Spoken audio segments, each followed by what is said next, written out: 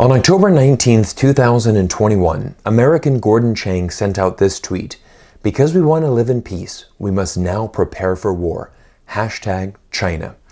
And if you're looking for a reason as to why the United States and China relationship has deteriorated so much in recent years, it's rhetoric like this from, thankfully, a very small group of Americans that has really caused a tremendous amount of strain on this important relationship that affects every country in the world. Now everyone, my name is Cyrus Jansen. I'm an American expat that's been living around the world for the past 15 years, and if you're new to this channel, I make weekly vlogs about China and its role in society today. This relationship between the United States and China is so important for the future of our world. And unfortunately, as an American citizen myself, I see the United States government conditioning our American citizens to go to war with China. And I want to be very clear here. If there is a conflict between the United States and China, it is not going to come from China first. It will come from the United States. We've seen this multiple times over the years, and this is why it is so important for you to study world history and to study past history. Because if you don't study the past, you're inevitably going to repeat it in the future. Now in today's video, what I'm going to be doing is I'm going to be sharing with you some of the recent articles that I've been reading. I genuinely think that many US politicians want a war with China, but it's time that we take a step back, use some rational thinking, and let's come to a more peaceful conclusion. This is going to be an important episode. Let's get started.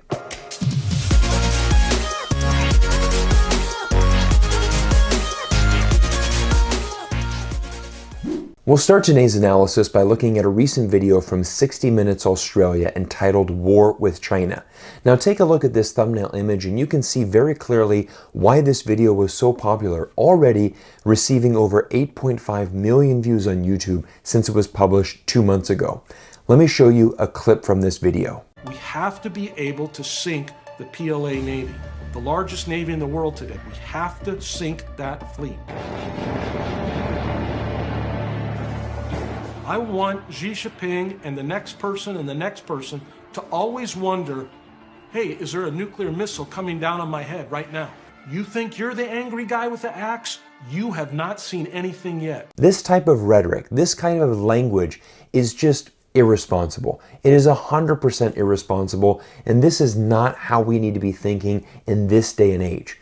Because let's just be very clear, a nuclear war between the United States and China, there is not going to be a winner.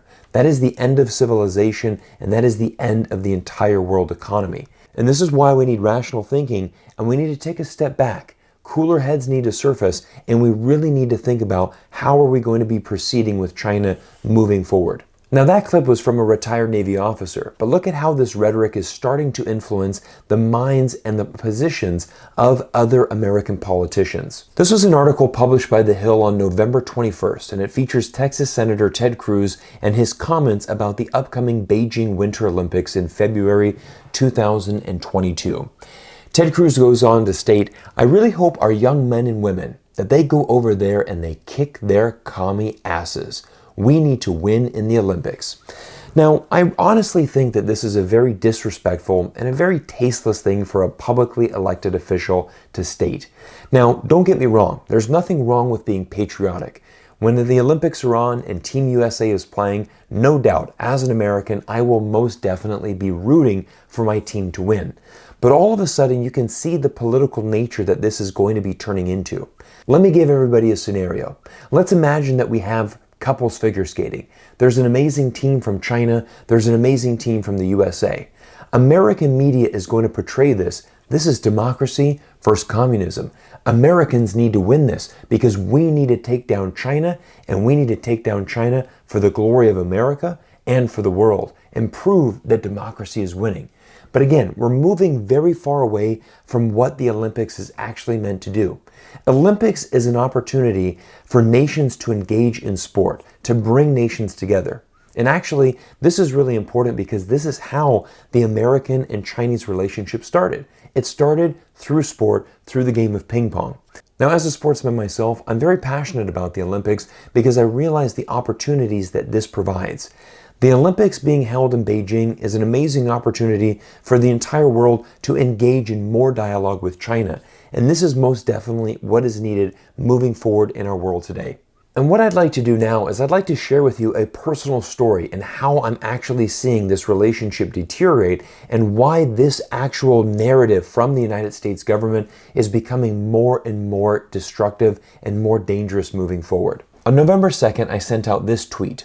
Fun thing happened to me today. I brought my twin boys to the US consulate in Vancouver to apply for their American passports.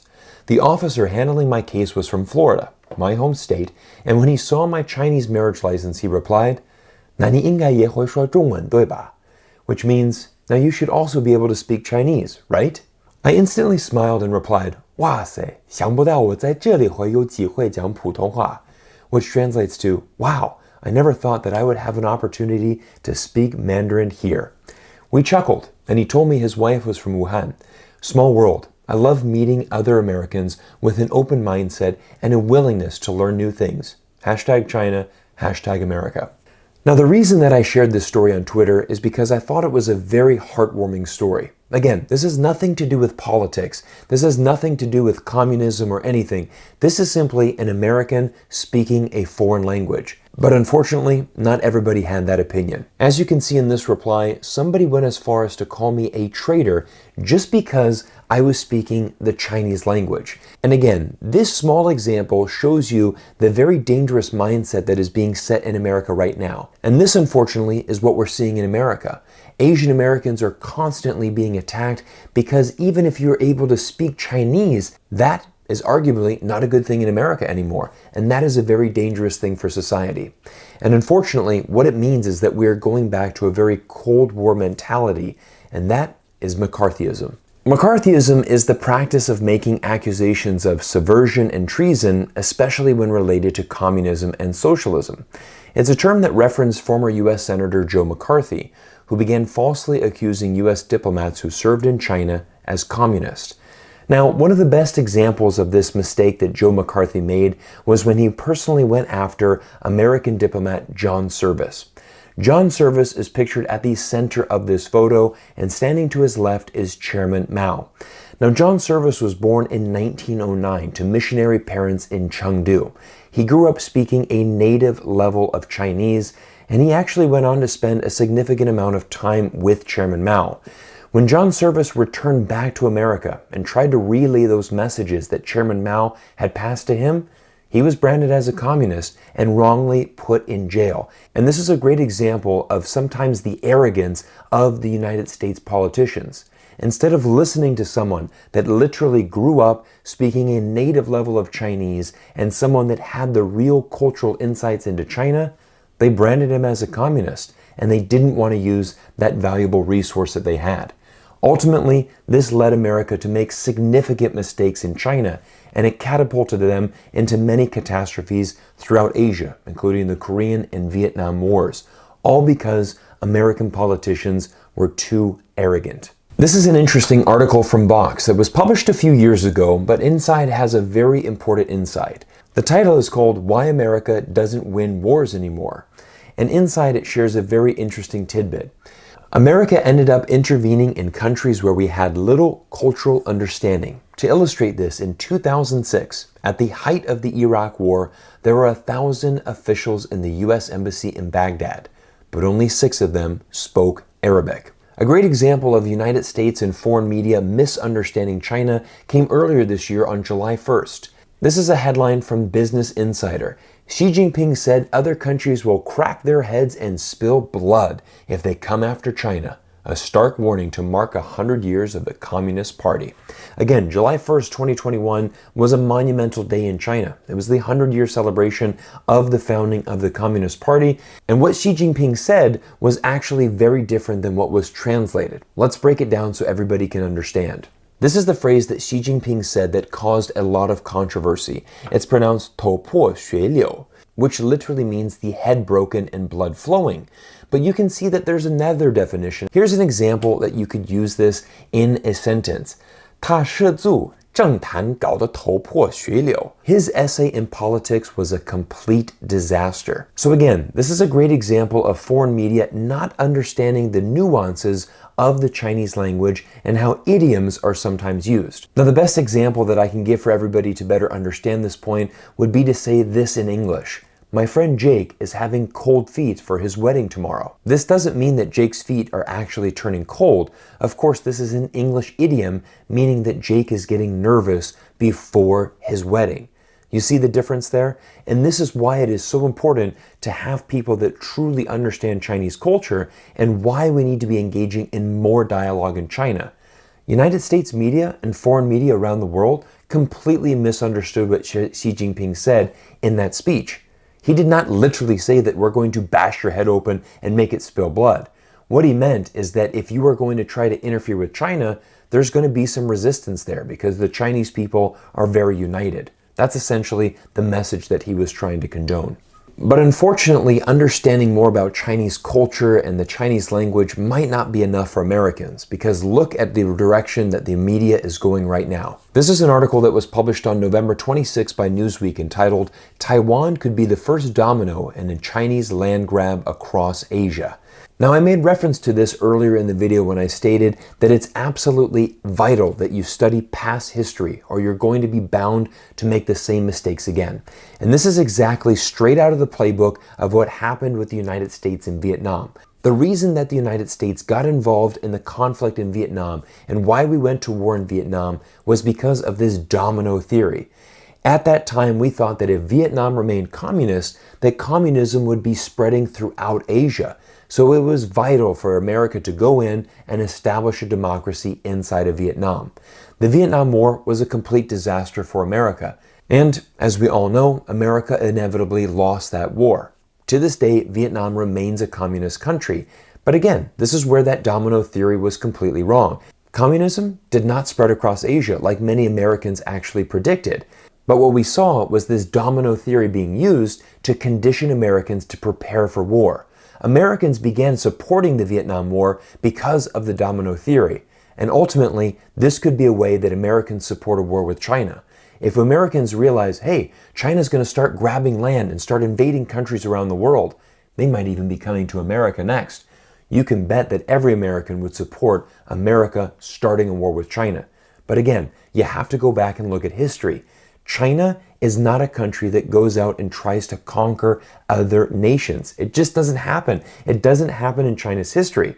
China is inwardly focused. They're very much focused on making sure that their country succeeds and that their country gets better and better. And that is a very big difference between these two nations. Now everybody, as we come to the conclusion of this video, let me leave you with a recent comment that one of my supporters left me on the channel. Thank you so much for your video. This support is from me myself as an individual, a Chinese who is living in the United States. Today, my 5-year-old son came back from school and asked me how to say 石头剪刀布 in English, which translates to rock, paper, scissors. I suddenly realized that there is so much in common between the United States and China, despite of the differences. Wondering if it could be an interesting topic. Now, I want to give a huge thank you to that supporter for supporting the channel, but most importantly for sharing this really good insight. And again, this is something that I often preach on this channel, and I really think it's really a great way to conclude this video. What we really need to do is we really need to be focusing on the similarities between America and China. I know I've said it before, but again, go back to what that US Navy captain was saying.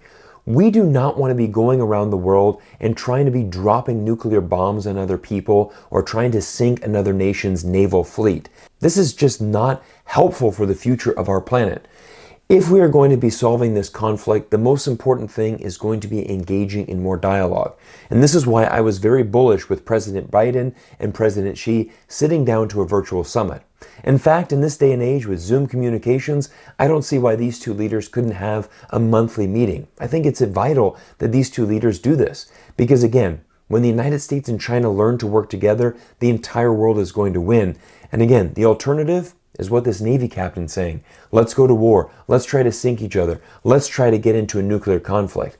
And that would be a disaster for the entire world. Everybody, I want to thank you so much for watching today's video and spending some time with me here on YouTube. And as we close today's video, I also want to give a huge shout out to one of my sponsors, Surfshark VPN. Recently we ran a Black Friday sale, and I just wanted to go ahead and offer it again on this video because the deal is quite incredible. If you're in the market for a VPN, I want you to click the link down below, and what you're going to be able to do is save 83% off the retail price. And Surfshark VPN, because it's still the Black Friday holidays, and again, Christmas is coming, they're going to be throwing in an additional 4 months of service for free. So again, if you're in the market for a VPN, I definitely recommend Surfshark VPN. They're a big supporter of the channel. They're a big supporter of me. Everybody, I'm Cyrus Jansen. I'm signing off for this next video, and I have some exciting news. I'm also returning back to America for the next 40 days. I'm doing a very large trip, going back to my hometown in Florida to reconnect with my family and spend a little good time back in America. So look for some new content coming out on the channel, some new videos. Can't wait to share with you some insights from America. Thank you so much. We'll see you all in the next video.